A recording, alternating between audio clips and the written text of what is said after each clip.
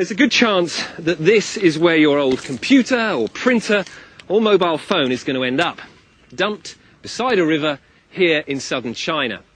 I'm just outside the town of Guiyu, which is just over there beyond the fields.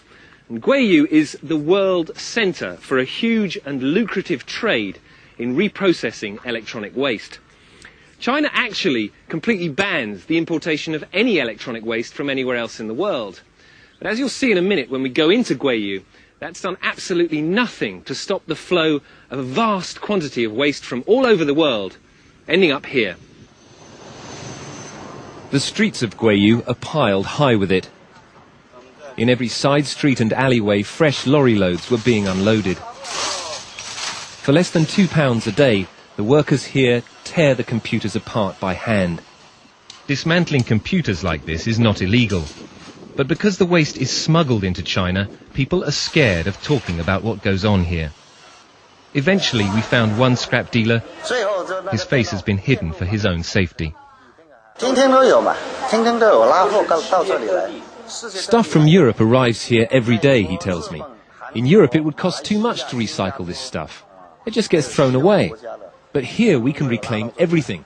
All the copper, the aluminium, even the gold. He's right, but at what cost? With a secret camera, we managed to film these workers recycling circuit boards.